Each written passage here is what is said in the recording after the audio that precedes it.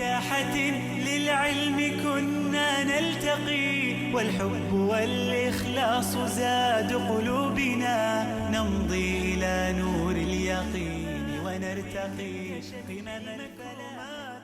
Assalamu alaikum wa rahmatullahi ta'ala wa barakatuh. Bienvenidos una semana más a Consultas Islámicas. Aquí en Córdoba Internacional TV estamos encantados de estar de nuevo con ustedes en este programa dedicado para dar, inshallah, respuestas a sus preguntas y sus dudas relacionadas con el Islam y con la jurisprudencia islámica. Hoy jueves estamos en directo por si quieren estar en contacto con nosotros y plantear en directo sus preguntas, pero antes, inshallah, antes de entrar en cuestión y entrar en las preguntas que nos llegan de su parte, inshallah, como siempre me gustaría dar la bienvenida a mi querido hermano Mohamed Said Alides. Assalamu alaikum wa rahmatullah, ¿qué tal estás? Alhamdulillah, barakallahu fiik.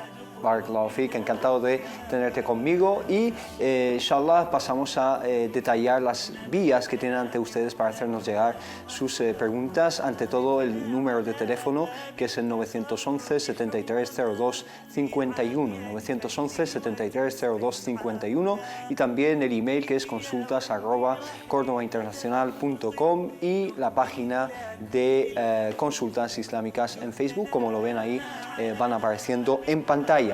Inshallah, una pregunta muy importante antes de empezar con las preguntas de los telespectadores. Esta es una pregunta mía en realidad. Conocemos el aprecio que tuvo el profeta sallallahu alaihi wasallam hacia sus compañeros, lo que llamamos en árabe sahaba, que son hombres y mujeres, ¿no? Que rodeaban al profeta sallallahu alaihi wasallam y el triunfo del profeta sallallahu alaihi wasallam fue también gracias a estos grandes que le rodeaban.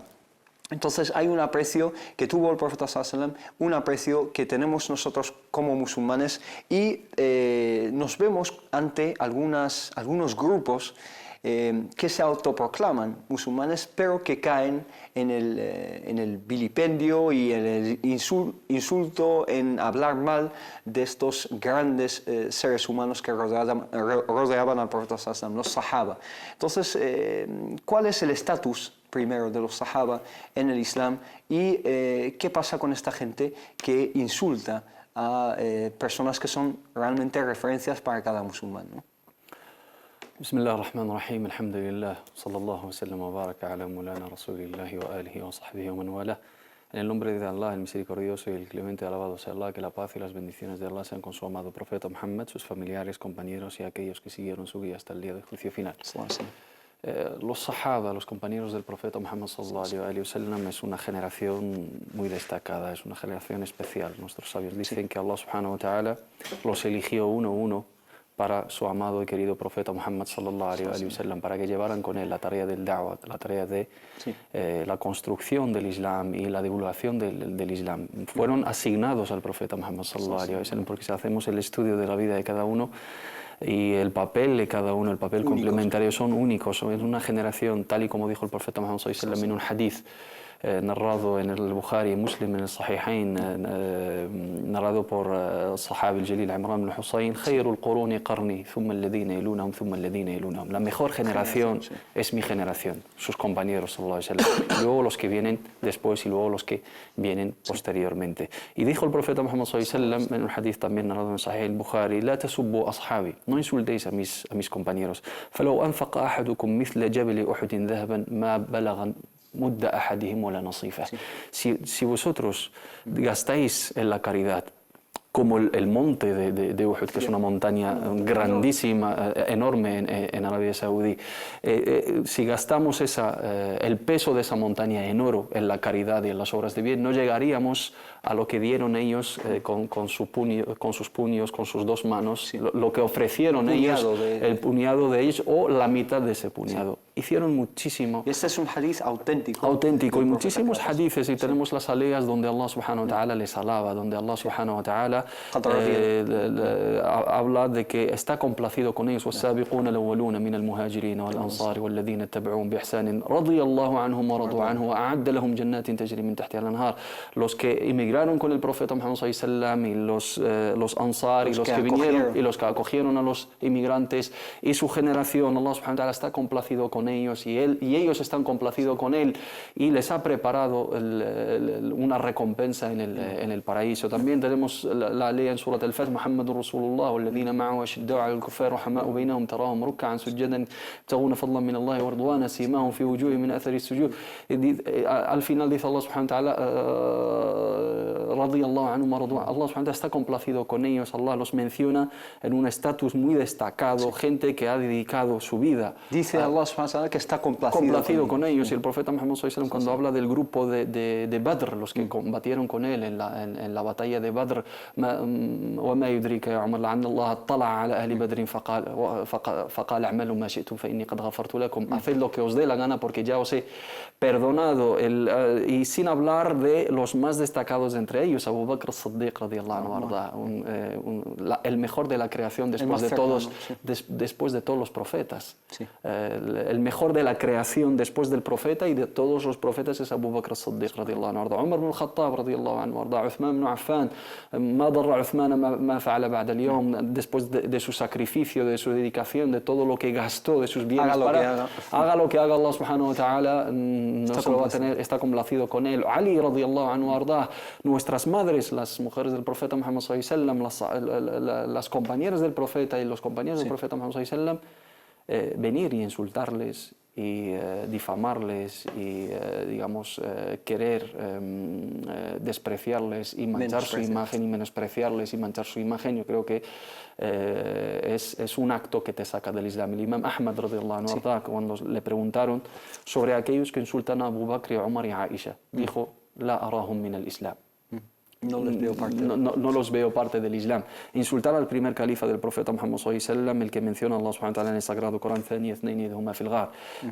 insultar a la persona que dio su vida por el profeta Muhammad sallallahu alaihi wasallam, su riqueza, su familia, la puso al servicio del profeta Muhammad sallallahu alaihi wasallam. Abu Bakr as-Siddiq, Umar radiyallahu anhu arda, Ummuna Aisha, la más querida por el profeta Muhammad sallallahu alaihi wasallam. Y si hablamos de los Shia en este caso, que para ellos insultar a estos tres en concreto es una de las mejores obras con la cual se acercan a Allah subhanahu wa ta'ala. Man sabba, dicen en su obra, digamos referencia, que es al-Kafi, es como el Bukhari para la gente de Sunnah: Man sabba Abu Bakr wa Umar wa Aisha aqiba kulli salah fa inna dhalika min aqrab al-qurubati ila Allah. Quien insulta a Abu Bakr radiyallahu anhu arda, que Allah le preserve y le guarde y le dé su complacencia, y a Umar y a Aisha, es una de las mejores obras con las cuales se acercan a Allah subhanahu wa ta'ala. Si insultas a la mujer, dicen así, textualmente. Lo dicen textualmente en el libro Al-Kafi, que es la primera referencia de ellos, de los hadices de sus imames, y el Asah al-Kutub, la obra más verídica para la corriente Shi, entre otras barbaridades.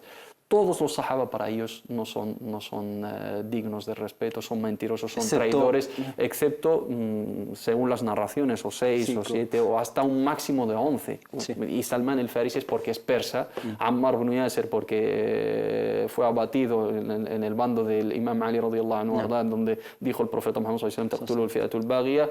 Y otros pocos, el Miqdad ibn al-Aswad y Ammar ibn Yasir radiyallahu anhu arda. De entre miles y miles. De entre cientos de miles de sahaba, y para el Sunnah todos los sahaba son udul. ¿Por qué? Si tú insultas a los sahaba, los menosprecias, no los consideras como referencia, destruyes las referencias del Islam. El Corán nos ha sido transmitido a través de ellos.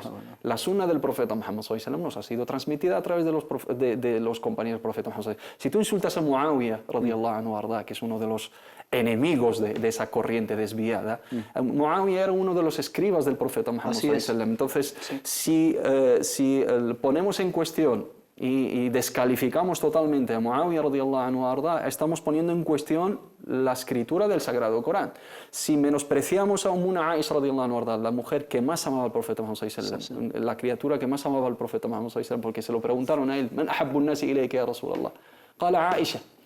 ¿A quién amas más, oh profeta? Dijo: mi mujer, Aisha radiyallahu anha, la que nos transmitió la sunna del profeta Muhammad sallallahu alaihi wasallam, la sunna íntima, su vida íntima, muchísimos hadices, las que más han narrado de hadices, las que más nos ha transmitido al fiqh relacionado con la vida íntima del profeta Muhammad sallallahu alaihi wasallam. Si insultamos a estos grandes y si insultamos a nuestras referencias, a nuestros ejemplos a seguir, a la mejor generación de la historia del Islam, ¿qué nos queda? ¿qué nos queda del Islam? Y luego considerar ese insulto y esa profanación de los como un ritual, como un ritual, y luego afirmar supuestamente que formas parte del círculo del Islam. Por supuesto que no, según el consenso de nuestra umma, aquella persona que a conciencia insulta a los sahaba y los menosprecia, sobre todo los que tienen virtudes, digamos, mencionadas por parte del profeta Muhammad sallallahu alaihi wasallam, pues son gente que está absolutamente fuera del Islam. Y alejada.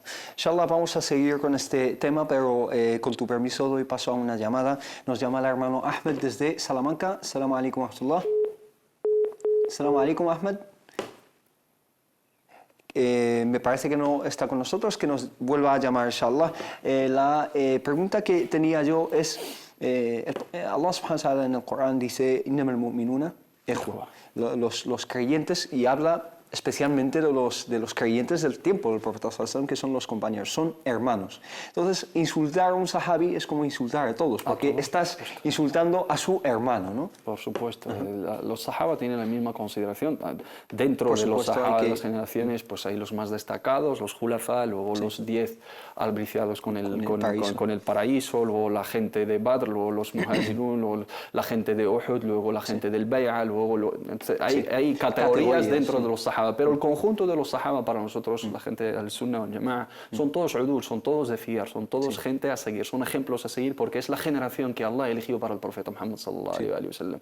Y si estudiamos, si tenemos la ocasión, inshallah ta'ala, de mencionar digamos, flashes de sus vidas, pues es algo, es una generación de otra naturaleza, de otra esencia extraordinaria. Realmente no se puede repetir. Esa generación nunca vamos a ver, digamos, un nuevo Omar, o un nuevo Abu Bakr, un nuevo Aisha, o Hafsa, o Abdullah ibn Mas'ud, o Abu Dharr al-Ghifari, etcétera. Abdullah ibn Abbas, tanto los jóvenes como los mayores, todo lo que hicieron es algo inimaginable para nosotros hoy en día. Por eso dijo el profeta Muhammad sallallahu alaihi wasallam, aunque hagamos lo que hagamos, no vamos a llegar ni a... Imagínate a Bilal, imagínate. Efectivamente, todo lo que hicieron por el profeta Muhammad sallallahu alaihi wasallam, por el da'wah y por nosotros. Realmente hoy en día estamos disfrutando de la belleza del Islam, los que creemos en ese modelo de vida, gracias a su sacrificio. Hoy estamos rezando y estamos adorando a Allah subhanahu wa ta'ala y disfrutando de la belleza del Islam, es gracias al sacrificio y al derrame de sangre de algunos de ellos, a la contribución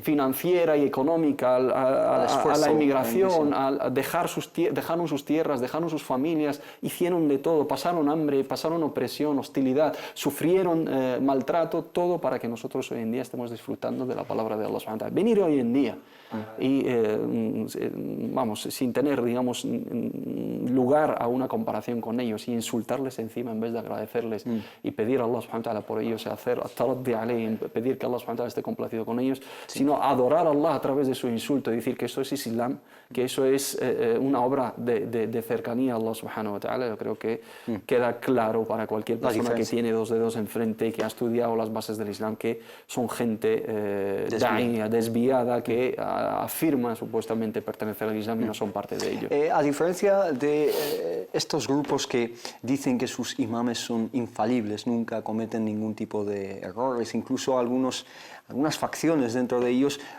sitúan a los imames por encima de algunos profetas, etc. Los sahaba no son infalibles, ¿no? Son seres humanos, por supuesto, seres humanos que pueden acercarse más a la verdad o no, pero realmente nos acercamos nosotros a Allah subhanahu wa ta'ala a través de su amor y de pedir a Allah que esté complacido con ellos. El amor de los compañeros y de la familia del profeta Muhammad sallallahu alaihi wasallam es un acto de adoración. Y hay que dejar claro que los imames que ellos se atribuyen son de Ahl Sunnah wal Jama'a, son gente de Sunnah, son los nietos del profeta Muhammad sallallahu alaihi wasallam. Y ellos mismos no hay constancia de que se hayan atribuido, digamos, esa infalibilidad que les atribuyen esos imamitas, esos duodecimanos. Son gente de Ahl Sunnah y respetaban los sahaba. Ali radiyallahu anhu arda amaba a Omar y a Uthman y a Abu Bakr Siddiq y reconocía su califato. Los hijos de Ali radiyallahu anhu, los nietos del profeta Muhammad sallallahu alaihi wasallam, el Hasan y el Hussein, amaban a Omar y a Uthman y a Abu Bakr Siddiq radiyallahu anhu. Y los nietos del Imam Ali, todos amaban a los sahaba y amaban la familia del profeta. Y al-Sunnah somos los que más amamos a los familiares del profeta Muhammad sallallahu alaihi wasallam, Ahlul Bayt, que no se utilice demagogia con algo tan sensible que es el amor hacia la familia del profeta Muhammad sallallahu alaihi wasallam. El amor hacia la familia del profeta Muhammad sallallahu alaihi wasallam para nosotros es una ibada, es un acto de adoración. Nos acercamos a Allah subhanahu wa ta'ala a través del amor de esa gente virtuosa que Allah eligió para que sean nuestros ejemplos a seguir. Pero creemos que la generación de los sahaba, por la virtuosa que es y por su gran sacrificio y tal, no dejan de ser seres humanos. Y son udul, son dignos de fiar y de seguir y tienen toda la veracidad y la sinceridad del mundo y son el mejor ejemplo, pero no dejan de ser seres humanos. Los únicos que son infalibles son los profetas, porque están protegidos por Allah subhanahu wa ta'ala, porque son ejemplos infalibles para toda la humanidad. Todo aquel que no está, digamos, en el grado de un profeta, es un ser humano, puede cometer errores, puede tener, digamos, awarid basharia, digamos, circunstancias humanas que nos ocurren a todos. Todos han pasado por lo mismo que podemos pasar. Lo único que es una categoría muy, muy destacada que Allah subhanahu wa ta'ala eligió como eligió a sus profetas. Por supuesto, has dicho algo muy, muy importante, y es que los imames, que estas facciones desviadas reconocen como imames y referencias para ellos, son de Ahl Sunnah wal Jama'a.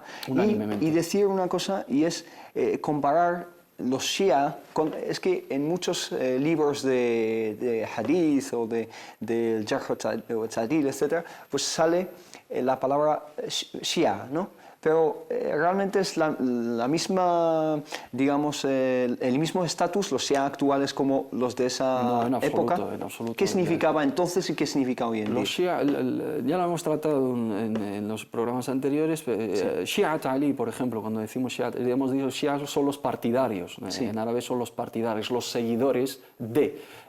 Tenemos los Shi'at Muawiyah, Shi'at Ali, Shi'at Uthman, los partidarios de X sahabi en la época del profeta Muhammad sallallahu alaihi wasallam después de su muerte. Los Shi'at de Ali en aquel entonces, en la época del Imam Ali, eran Ahl Sunnah wal Jama'a, son la gente que se sumó al bando de Ali en su diferencia política con otro de los sahaba, que es Muawiyah ibn Abi Sufyan radiyallahu anhu arda. Tenían ciertas diferencias políticas que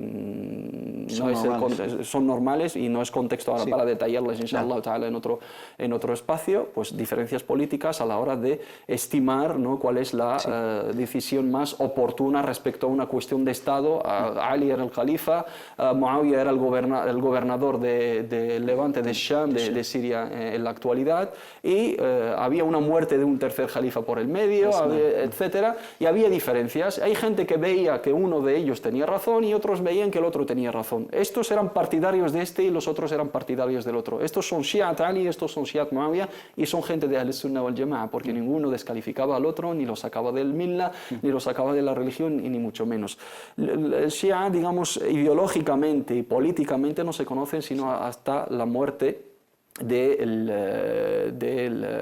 Mahdi, para ellos, que es el guía esperado, Muhammad ibn al-Hasan ibn Ali al-Askari, que para ellos se ha ocultado, etcétera, y a partir de esa Zaman al-Hayra, lo que es la época de la confusión que pasó por ella la ideología chií de la rama política persa, que buscaba, digamos, la recuperación de la civilización persa y devolverle, vengarse de los musulmanes por haberles derrotado y sembrar la división dentro de la comunidad musulmana, pues son a partir del siglo II o el siglo III, cuando ya toma, digamos, forma teológica a través de diferentes ramas, ¿no? As-Saba'iyya, que es una facción, que es una secta dentro del Shia, está fundada por un judío que afirmaba ser musulmán, Abdullah ibn Saba, y este es un gran enemigo del Islam. السبائية نسبة إلى عبد الله بن سبأ, y tenemos el Qaramita, tenemos el Ismailiyya también, en su fundación se basan sobre una referencia judía, por lo tanto no podemos decir que comparar entre la época del Imam Ali radiyallahu anhu, los Shi'at Ali y los Shi'at de hoy en día o de hace siglos tampoco. Digamos que es un grupo que fue degenerando con el paso del tiempo, de unas diferencias, unas divisiones políticas, a llegar a ser divisiones incluso teológicas. Tenemos al teléfono a Lucy desde Estados Unidos. Assalamu alaikum. Wa alaikum assalam. Adelante, hermana. Muy complacida de mirarlos desde Estados Unidos. Estoy muy contenta y les agradezco mucho Nah. y he aprendido mucho. Yo soy Revert to Islam Sí. desde hace algún tiempo. Y Alhamdulillah. he aprendido muchas cosas a través de Córdoba Internacional, aunque la he visto desde hace muy poco tiempo. Muchísimas gracias. Muchísimas por todos gracias. ustedes. Muchísimas gracias Y, a usted. y ojalá que siga viéndolos constantemente. Inshallah, barakallahu fik. ¿Tiene usted alguna pregunta que podamos responder, inshallah?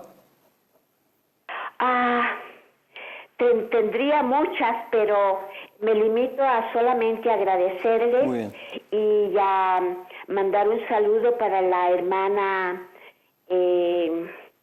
Susana. Sí. Yo le envié una carta hace muy pocos días, unas 2 semanas, Nah. para la ayuda de la señora Samira, Sí. que necesita una ayuda para su operación. Me duele el corazón cuando veo las tragedias humanas. Sí, sí, sí, por supuesto. Pues que Allah le recompense por su empatía y por querer ayudar a esa hermana. Gracias, hermana Lucy. Un saludo muy... Bueno, muchísimas de hermandad, gracias a todos barakallahu fik. ustedes. Gracias. Y a Gracias a la ti, señora, la niña, Sí. que me conteste si han Inshallah. recibido el cheque o no, porque me inquieta. Barakallahu fik. Yo se lo comunico, inshallah, personalmente. Barakallahu fik. Salam alaikum. wa Muchísimas rahmatullah. gracias y A que usted. Dios nos bendiga a todos. Igualmente, salam alaikum. igualmente, barakallahu Salam alaikum. Bueno, un mensaje, alhamdulillah, desde Estados Unidos que quería simplemente saludarnos y decirnos que nos ve, alhamdulillah. Pues un saludo igualmente a la hermana Lucy. Si quieres, hermano Mohamed Said, con tu permiso pasamos algunas preguntas que nos llegan a través de las redes sociales. Primero empiezo con la hermana Lubna. Nos dice, salam alaikum, me gustaría saber si casarse con una española, es un hermano quizá que quiere casarse con una mujer no musulmana, con española intuyo que quiere decir una mujer no musulmana, porque hay españoles musulmanes, casarse con una no musulmana meramente para obtener los papeles, es decir, regularizar su situación, digamos, de residencia, ¿es lícito? Lo que se denomina malamente el matrimonio blanco. Casarse Debería llamarse ser negro, ¿no? No. Casarse tanto con una musulmana como con Cualquier, una sí. no musulmana con esa intención es haram en el Islam, porque el matrimonio en el Islam es sagrado, es un pacto solemne, como Allah subhanahu wa ta'ala lo menciona en el Sagrado Corán, وَأَخَذْنَا مِنْكُمْ مِيثَاقًا غَلِيظًا, y es una unión en el halal, en la complacencia de Allah subhanahu wa ta'ala acorde a las normas islámicas, duradera, basada sobre la aceptación mutua, sobre la transparencia y sobre la intención de formar una familia y un nido familiar para Estabilidad. y una estabilidad. Sí. Aquella persona que contrae matrimonio con la intención, ¿no?, de engañar a la otra persona o simplemente con fines interesados, ¿no?, por papeles, por dinero, por regularizar una situación de residencia, una nacionalidad, etcétera, islámicamente es haram. No se puede recurrir a ese tipo de prácticas, sea musulmana o no musulmana, sea gratis o a cambio de dinero, porque el matrimonio no es un juego, sino es un pacto solemne, como lo menciona Allah subhanahu wa ta'ala en el Sagrado Corán, y no hay que jugar con ello. Es decir, al contraer matrimonio se tiene que tener la intención de tener una relación duradera. Duradera, por supuesto. Incluso el que contrae matrimonio con niyat al-talaq, ¿no? Sí, es un aqd fasid, islámicamente hablando, es un zawaj batil, ¿no? Aunque el contrato en sí es sahih, ¿no? Porque puede haber aceptación, puede haber testigos, puede haber la aceptación los requisitos del tutor, están los ahí. requisitos, el mahr, la dote, etcétera, pero la intención de la persona es casarse durante X tiempo y luego divorciarse de esa persona. Eso es haram en el Islam también, y es un matrimonio batil, nulo, y abolido según nuestra jurisprudencia. Por lo tanto, hay que tener mucho cuidado y hay que tratar con mucho respeto con esa cuestión del matrimonio, porque en ella entra en juego el linaje, el honor, los apellidos familiares, la reputación de la familia y la base de toda una sociedad, que es la familia. Si empezamos a jugar con el matrimonio, entonces abrimos la puerta a la destrucción de los mismos estamentos de la sociedad. Barakallahu fik. La segunda pregunta de la hermana Luna es la siguiente. Dice, por otra parte, cuando una mujer está fuera de casa y es hora de rezo, ¿puede rezar sentada en un banco o en un coche, muchas gracias, dice. Esta es una duda que hemos obtenido anteriormente, o sea, muchísima gente tiene esta duda, quizá es una costumbre o una mala costumbre. ¿Qué decimos al respecto, hermano? Los rezos obligatorios se tienen que llevar a cabo teniendo en cuenta uno de los pilares, que es rezar erguido, el qiyam. Y no se recurre a otra alternativa que el qiyam, que estar erguido, salvo en los casos de impedimentos jurídicos, excusas jurídicas, adar sharaía, lesiones, enfermedades. Y entiendo que la hermana está de compra o está de paseo. Por lo tanto, ¿por qué va a rezar sentada? Mientras estaba haciendo la compra no estaba de pie. Estaba de pie. Y cuando estaba disfrutando, digamos, de su paseo familiar, etc. Y muchas hermanas preguntan por qué para ellas rezar en público, rezar a la vista de la gente, que la gente les vea, es algo incorrecto. Hacer vida social y salir a comprar y tener contacto con la gente y ser visto por los demás está bien, pero rezar no. Entonces, ¿cuál es mejor? ¿Sacar la oración de su tiempo o faltar, digamos, a los pilares de rezo? El rezar erguido, el qiyam, es una obligación, una condición, un pilar tanto para hombres y mujeres. Para todos. Es decir, no hay ninguna diferencia. No hay ninguna diferencia. Y en el momento que coincida el momento de la oración y tenemos el riesgo de sacar la oración de su tiempo, pues tenemos que tenerlo en cuenta y organizarnos. Tenemos 5 horarios de rezo a lo largo del día y el musulmán debe de regir su vida acorde a esos horarios. Si voy a salir de compras, tengo que tener en cuenta que tengo un rezo entre medias para tenerlo en cuenta, o pasar por una mezquita, o llegar a tiempo, o salir después de rezar, etc. O si no, tener en cuenta que en el momento que no tenga otra opción, voy a rezar allá donde esté, por supuesto sin obstaculizar el tránsito, sin molestar a los demás, sin arriesgar mi vida, etcétera, etcétera. Hoy en día puedes, digamos, en un parque, aislarte de la vista de la gente, ir a un sitio donde no puedes molestar, en un parking, en un lugar apartado, etcétera, y puedes llevar a cabo tu rezo, que supone 2 o 3 minutos tampoco, ¿no? Muchas hermanas piensan que no pueden rezar en la calle, por lo tanto, para no ser vistas, rezan sentadas con las inclinaciones y nadie se entera. O en el coche. Escondidos. Entonces, no haber salido, no haber ido de compras. Entonces, de la misma manera que te has permitido estar paseando y hacer la compra y disfrutar de tu tiempo libre o hacer ocio, que es algo lícito y permitido, por supuesto, tener en cuenta los horarios de rezo. Y en el momento que coincidan hay que hacerlo debidamente. Solamente se puede rezar sentado, sin impedimento, en el caso del náfila, de rezo voluntario, opcional. Al-farida siempre hay que llevarla a cabo.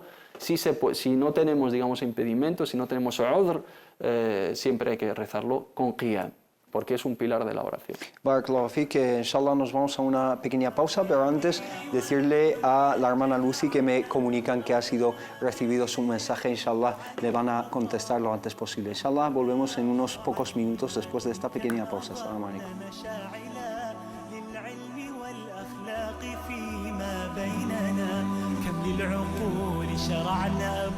في ساحة للعلم كنا نلتقي والحب. Assalamu alaikum wa rahmatullah, bienvenidos de nuevo a Consultas Islámicas. Empezamos inshallah con una llamada que nos llegó durante esta pequeña pausa que nos hemos tomado. Inshallah vamos a dar respuesta a Yazid desde Barcelona. Assalamu alaikum wa rahmatullah. Yazid. Wa alaikum assalam wa rahmatullah. ¿Qué tal estás, hermano? Adelante.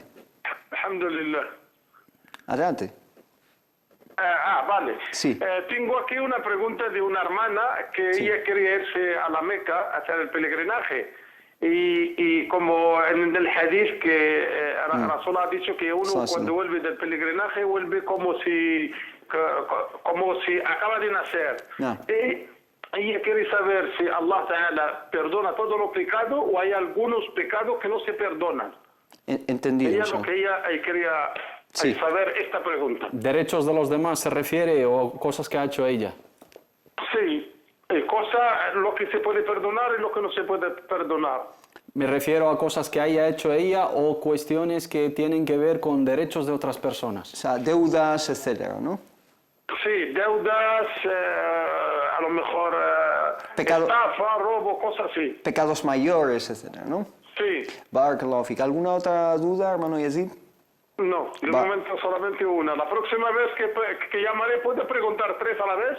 Ah, por supuesto, por supuesto. Vale, Barakallah. hasta la próxima. Inshallah. Solamente he dicho al hermano una. Barakallahu fik. Pues la próxima, Va. inshallah, esperamos más. Barakallahu fik. Salam alaikum. Inshallah. Un abrazo. Barakallahu fik. Wa iyak, salam alaikum. Bueno, la pregunta del hermano Yazid es acerca del Hajj. Una hermana que ha ido a realizar su peregrinación y pregunta...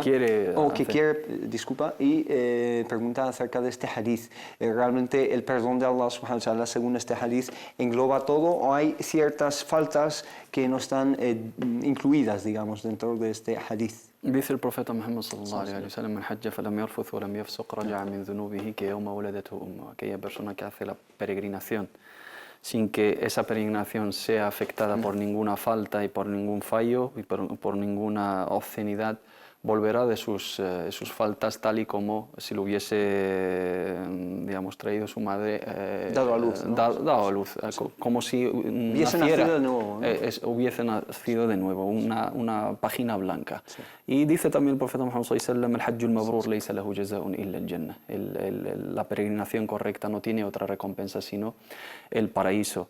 Y es una de las prácticas más importantes, al menos debemos de hacerla una vez en nuestra vida, y realmente es una experiencia maravillosa que recomendamos a todos nuestros hermanos.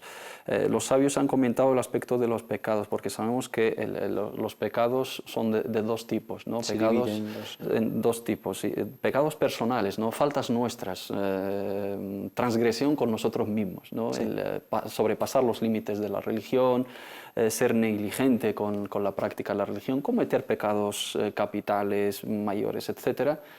Todo eso, con la misericordia de Allah subhanahu wa ta'ala, sea por el hajj o fuera del hajj, son perdonados si nos arrepentimos sinceramente hacia Allah subhanahu wa ta'ala y volvemos hacia Allah subhanahu wa ta'ala. Inna Allah la yaghfiru an yushraka bihi wa yaghfiru ma duna dhalika liman yasha. Allah no perdona que se le atribuyan copartícipes y se le asocie a otra divinidad, y perdona todo lo demás. Pero cuando se trata de pecados que tienen relación con derechos de los demás, sí, expropiar, robar, sí, digamos, el dinero de los otros, ser injustos con los otros, estafar a los demás, no devolver un depósito, sí, etcétera, etcétera. Ser transgresores con los derechos de los demás. Ese pecado no se saldaría sino devolviendo el derecho a quien le pertenece, ¿no? Si le he quitado dinero a alguien o alguna pertenencia a alguien, aunque pida perdón a Allah subhanahu wa ta'ala, Allah me perdona lo suyo, me perdona su derecho, y su misericordia es infinita y su perdón es infinito,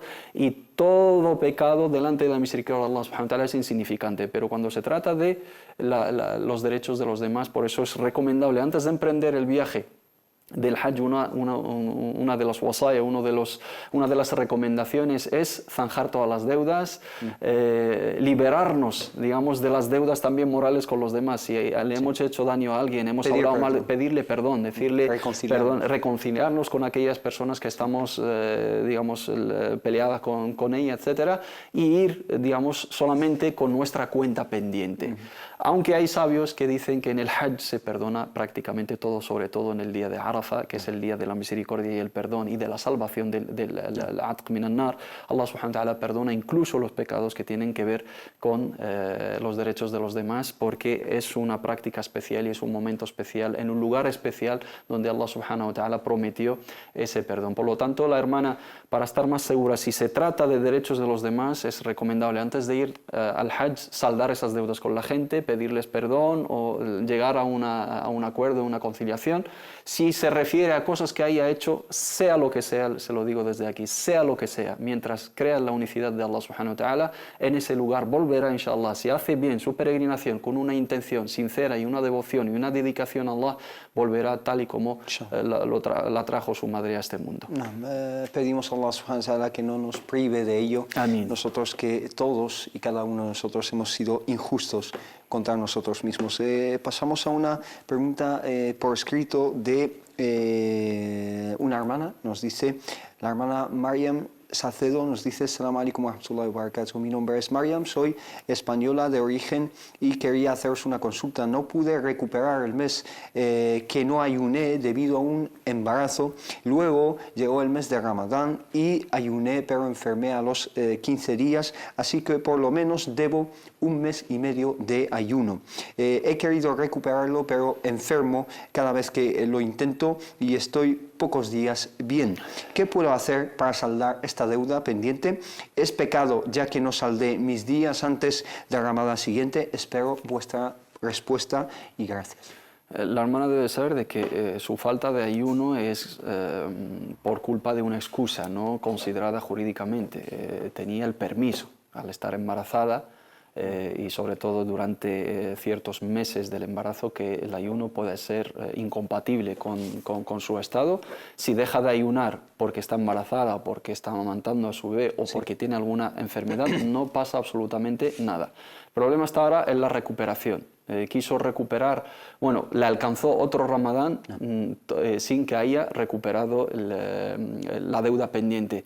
Si el no recuperarlo es debido también a que estaba dando el pecho o es que todavía no se encontraba en las condiciones óptimas para llevar el ayuno... Tenía una excusa, ¿no? Tenía una excusa, no se considera negligente con el ayuno. Sí. Sigue teniendo la excusa, sigue teniendo al-udhr. Sí, la excusa sigue en pie. Sigue en pie, por lo tanto, se exime de responsabilidad moral. La deuda queda pendiente, pero no puede ayunar. Hay mujeres embarazadas, pues han faltado el ayuno de Ramadán por embarazo, pero les toca el siguiente Ramadán dando el pecho. Todavía no están en las condiciones de recuperar el primero ni de ayunar el que tienen pendiente, pero la deuda se acumula, esa deuda pendiente. Si la enfermedad de la cual está hablando la hermana es algo crónico, incompatible con el ayuno, es que ella ahora se encuentra bien, pero siempre que quiere ayunar no puede y enferma y tiene, digamos, la recomendación médica a través de un médico, preferiblemente musulmán, que le diga, pues tú por tus condiciones de salud no puedes ayunar de forma crónica, ¿no? Tú tienes una enfermedad crónica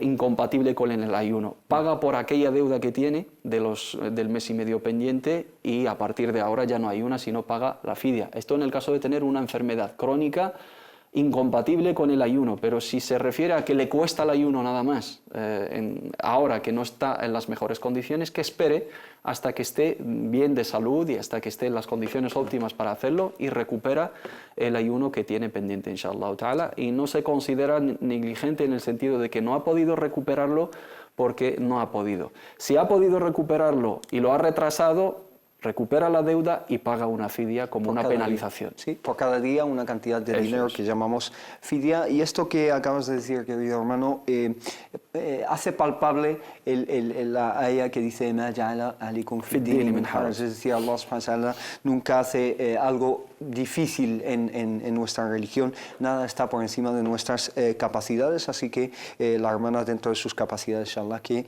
siga este consejo del hermano Muhammad Said, inshallah. Pasamos a una pregunta también interesante. La hermana Dina nos dice: Salam alaikum, por favor me gustaría que me resolvieran una duda. Siempre he comprado una masa de hojaldre, ¿no? De un supermercado, y mi amiga, cuando leyó en los ingredientes, pone que lleva alcohol y no sé si eso puede ser haram o no. Es decir, algunas masas, etcétera, pues en los ingredientes ponen un porcentaje, a veces alto, a veces muy bajo, de alcohol. ¿Qué dice el Islam al respecto? Si se refiere al vinagre de alcohol es otra cosa, si se refiere a la sustancia alcohólica, como conservante, como aditivo, etcétera, es otra cuestión. Si en los ingredientes pone vinagre de alcohol, ya lo hemos detallado, el vinagre en su origen es de alcohol, ¿no? Es una bebida alcohólica, una sustancia alcohólica que se transforma a través del tahallul en vinagre, y todo vinagre tiene que pasar por la fase alcohólica. Si lo que pone ahí es vinagre de alcohol, no pasa absolutamente nada. Si es un ingrediente en esa masa, utilizar el alcohol puramente, en su esencia, no lo puede consumir. No lo puede consumir porque es una sustancia ilícita para nosotros en su consumo y es impura jurídicamente hablando. Por lo tanto, no podemos consumir un producto en el cual se utilizó una sustancia alcohólica o porcina en su elaboración. Si hablamos de aditivos como un conservante en cantidades muy mínimas, podemos hablar de un aspecto que tenemos en el fiqh que se denomina al-istihala, la transformación, que es una cantidad mínima impura en un conjunto mayoritario puro. O sea, vamos a imaginar que esa sustancia alcohólica representa el 0,01% y el resto de los ingredientes son el 99,99%. Entonces, esa presencia impura, alcohólica o de otra sustancia en ese sentido no tiene consideración jurídicamente. Pero cuando hablamos de ingredientes, ahí no sería correcto utilizarlo, sería haram. Y en todo caso, cuando lo pones claramente en el embalaje y en la composición y no es ni vinagre ni estamos hablando de aditivos, es mejor evitarlo por cuestión de shubha. Barakallahu fik. El hermano Mohammed nos pregunta, nos dice, quería saber sobre el saludo de la fe de un hombre a una mujer extraña. ¿Qué dice nuestro profeta Muhammad, la paz y las bendiciones de Allah sean con él? Es decir, en el Islam, ¿cuál es la etiqueta, digamos, de saludar? Si habla del saludo verbal, el profeta Muhammad nos ordenó expandir el saludo, afshu salama bainakum, y no diferenció entre hombres y mujeres. Si un hombre, digamos, según la costumbre, ¿no? Según el hábito social, si pasa delante de un grupo o delante de una vecina y le dice assalamu alaikum wa rahmatullah verbalmente, un saludo verbal, no hay ningún inconveniente en ello, ni contradice ningún precepto islámico. El saludo es para todos, hombres y mujeres, pero también hay que tener en cuenta al-urf, ¿no? La tradición o lo que es el hábito social del lugar. Igual es considerado en algunos países como ofensivo, ¿no? O algo que viola la intimidad de una parte y de la otra y no es visto, no está bien visto, ¿no? Socialmente, pues hay que evitarlo. Pero islámicamente hablando, saludar verbalmente un hombre a una mujer o una mujer a un hombre no tiene ningún impedimento. Eso en cuanto a lo verbal, ¿no? Sí. El contacto físico ya ahí ya lo hemos detallado. Lo hemos detallado en otra ocasión. Ojalá, inshallah, pueda acceder a ello el hermano Mohammed. También nos pregunta lo siguiente, una pregunta muy parecida a la que acabamos de contestar de los ingredientes. Dice, ¿se puede beber la cerveza sin alcohol que se vende en España? No, porque las cervezas sin alcohol llevan porcentajes de alcohol. La que pone sin alcohol. Sí. Sin alcohol todas llevan un porcentaje mínimo del 1, del 0,9, del 0,2, del 0,4, depende de la marca. Por lo tanto, todas las que ponen como la marca pone sin alcohol, lleva una cantidad de alcohol. Sí. Tiene un nivel reducido en comparación con las normales. Las que se pueden consumir, sí, el fabricante lo asegura, es el 0,0. Que no tiene absolutamente, no tiene porcentaje. presencia, ni tiene ningún porcentaje, y sobre todo aquellas que llevan la certificación halal, que sí existen en los mercados también. Claro, que esas han sido quizá investigadas y puestas en prueba y han pasado por una auditoría según los criterios de la producción halal. Y en sí, si el mismo fabricante se compromete a que esa bebida no contiene nada de alcohol, contiene prácticamente 0,00% de alcohol, ahí se puede consumir perfectamente porque es una bebida más. Hay que hablar de otro aspecto, que es el aspecto, digamos, de shubha, ¿no? de la duda o de la confusión o de la sospecha.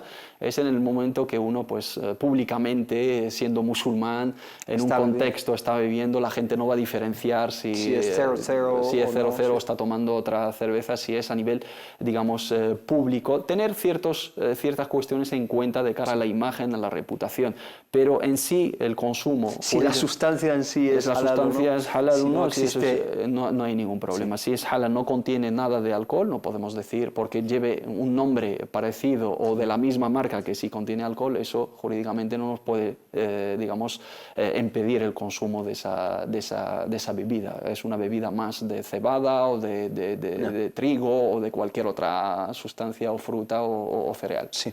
Barakallahu fik, y dos preguntas más del hermano Mohammed, aunque las hemos contestado, eso sí, anteriormente, así que un poco de brevedad, inshallah. Dice, ¿se puede contar el matrimonio en el registro civil? Sí, por supuesto, teniendo en cuenta las condiciones. Bueno, el matrimonio en el registro civil pues cumple con los requisitos establecidos por la jurisprudencia islámica, y uno de los más importantes ahí es, digamos, el registro oficial, la aceptación mutua, quedaría la dote, que es una cuestión que harían por privado, los testigos tienen que estar presentes y los derechos y obligaciones. Pero siempre recomendamos la homologación o la convalidación de ese contrato en el registro civil islámicamente, porque tiene implicaciones a nivel de herencia, divorcio, etc. Muy bien, y la última pregunta de este hermano dice, deseamos información referente a Zakat al-Mal, ¿cuáles son las condiciones? Antes de responder a esta pregunta, tenemos una llamada inshallah, que vamos a atender. Nos llama la hermana Silvia, que está con nosotros al teléfono. Assalamu alaikum. Assalamu alaikum. Alaikum salam. Adelante, hermana. A ver, mi problema es el siguiente. Yo soy española, pero me hice musulmana porque me casé con un musulmán. Ajá. Y a ver, yo siempre he sido fumadora y quería saber que el fumar sí es un pecado y qué podría hacer para dejar de fumar, porque no puedo. Entendido, inshallah. ¿Alguna otra pregunta, hermana Silvia? Sí. Sí, ¿alguna otra pregunta que tiene usted? Sí, tenía otra vez. Sí. Tengo un amigo que es musulmán y él se casó con una española. Sí. Y ¿Española a qué te refieres? No musulmana, damos por hecho que es una española no musulmana, ¿no? Sí. Entendido. No se hizo musulmana y entonces yo quería saber si eso es un pecado, porque ella no se unió al Islam ni nada. Sí. Y quería saber también si eso es un pecado o... Pero están casados legalmente, ¿no? En el registro, etcétera. Vale. Entendido. Sí. Muy bien, Barakallahu fik, por sus preguntas, inshallah enseguida le contestaremos. Hermana Silvia. Vale, gracias. Barakallahu fik. Salam alaikum. Bueno, nos pregunta dos preguntas. La primera es que tiene una adicción, que es al tabaco. Ella sabe perfectamente que es haram consumir tabaco en el Islam, no obstante dice que no puede dejar de fumar. ¿Qué le aconsejamos desde aquí? Fumar islámicamente es haram, está prohibido porque es nocivo, es perjudicial para la salud y para el bolsillo también. Sí. Es una adicción, es una práctica adictiva, es, digamos, la causa de muchas enfermedades muy serias, gravísimas en la actualidad.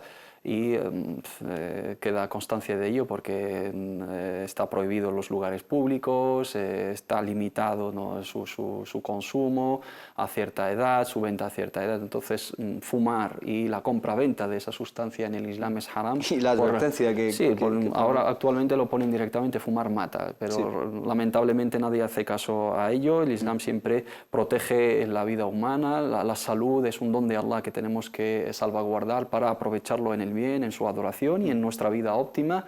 Y luego también económicamente es un gasto, ¿no? Depende digamos, de la frecuencia de fumar de cada persona. Hay personas que se dejan mensualmente 200 y 300 euros simplemente dañando su propia salud. Sí. Eso hay que tenerlo en cuenta. No hay tratamientos para dejar de fumar. Yo trabajo en la farmacia y vendíamos muchos productos, etcétera. La consulta médica es importante. Si no tienes fuerza de voluntad, nunca lo vas a dejar de fumar. Es una cuestión mental, es una cuestión de convencerte a ti mismo que estás haciendo algo malo, que estás haciendo algo perjudicial en contra de ti mismo, en contra de tu salud, estás dañando tu economía. Y si eres musulmán o creyente de otra ideología o confesión que lo considera prohibido, pensar que estás descomplaciendo a Allah subhanahu wa ta'ala constantemente. Y también una de las cuestiones muy importantes, que la presencia de los ángeles con nosotros desde nuestra creencia, los al-malaika, que son ángeles de la guardia, ángeles de rezo, ángeles que registran nuestras obras, que están presentes con nosotros en nuestras plegarias, etcétera. El profeta Muhammad sallallahu alaihi wasallam dice: los ángeles les molesta lo que le molesta al ser humano, los malos olores. Por eso nosotros tenemos prohibido jurídicamente, si uno de nosotros come ajo o cebolla, ir a rezar en grupo. Tiene porque mal aliento, tiene mal aliento sí. y en ello, o sea, podemos hacer analogía con todo, no simplemente el mal aliento relacionado con el ajo y la cebolla, sino el fumar y tener incluso halitosis, ¿no? Si tienes mal aliento como patología, debes de evitar las reuniones de dhikr y de oración hasta que solventes ese problema. La hermana que sepa que está molestando incluso a esos ángeles que les acompañan y está descomplaciendo a Allah subhanahu wa ta'ala, está haciendo una práctica haram y está perjudicando su salud y su propia economía. Si tiene eso claro, con una fuerza de voluntad lo puede superar. Y buscar ayuda, es decir, a lo mejor, no digo el caso de la hermana en sí, pero en general el fumar o el consumir tabaco puede deberse a algún tipo de problemas psicológicos, etc. Es una adicción, digamos. Es una adicción, es una dependencia de una sustancia que es la nicotina, sí. Entonces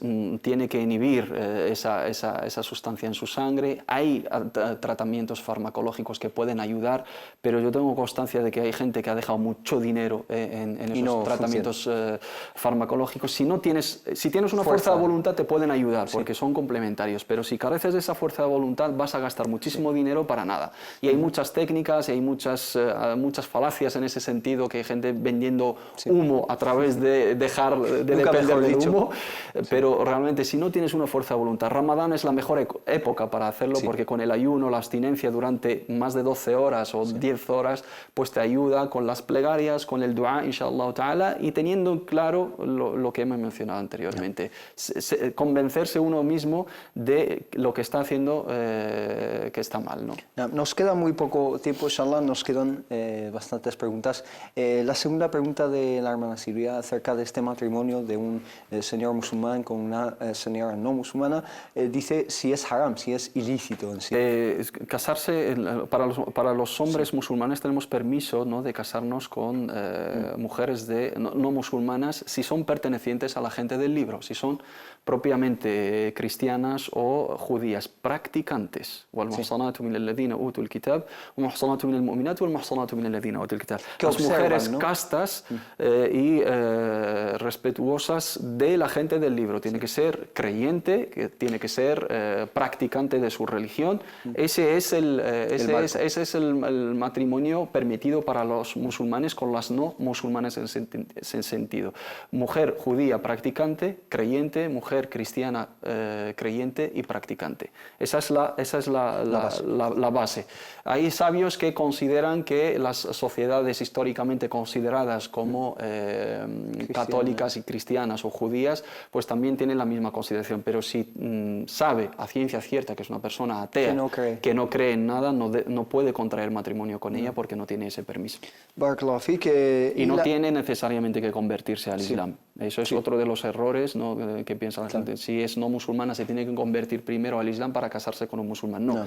Puede preservar su creencia, su práctica, y debe el marido musulmán respetar su práctica y su creencia, pero lo más importante es que sea practicante y creyente, que en la mayoría de los casos no es así. Bueno, esas son las dos preguntas de la hermana Silvia. La primera es decirle que si no tiene una voluntad de fe, pues los medios o los remedios que están a su disposición para dejar de fumar no van a solucionar el problema, y tiene la oportunidad de Ramadán para dejarlo definitivamente, inshallah, ya que si se pasa todo el día sin fumar, pues la noche también lo puede hacer. La última pregunta, brevemente, inshallah, que es la que nos quedaba del hermano Mohammed, que dice información referente a Zakat al-Mal. Requisitos o... Zakat al-Mal primero. Hemos hablado de ellos ya, ¿no? Sí, y aparte le recomiendo al hermano que vea los capítulos referidos al apartado de la zaque, del zakat, de prácticas del Islam. Detallado, habla de las virtudes, la filosofía del zakat en el Islam, y luego habla de las condiciones y específicamente del dinero. Lo puede buscar en nuestro canal de YouTube, Prácticas del Islam, el azaque, y va a tener todos los detalles. Resumidamente, para sacar el azaque del mal, primero tenemos que tener una cantidad mínima, que es el nisab, el mínimo imponible, estar libres de deuda, que pase un año lunar y ese dinero que tenemos ahorrado no forme parte de nuestros gastos necesarios y nuestras necesidades. Y si cumplimos con esos requisitos, sacar el 2,5% del total del dinero ahorrado. Barakallahu fi, cualquier persona que tenga alguna duda acerca del azaque, como bien ha dicho el hermano Mohammed Said, están ahí los episodios de Prácticas del Islam referentes a este tema. y a este tercer pilar del Islam. Hermano Mohamed Said, muchísimas gracias, Gracias a ti, un placer, por todas las aclaraciones, y a ustedes muchísimas gracias por habernos seguido y haber participado con nosotros. Inshallah nos vemos el lunes que viene con más consultas islámicas. Assalamu alaikum wa rahmatullahi ta'ala wa barakatuh. للعقول شرعنا أبواب المنى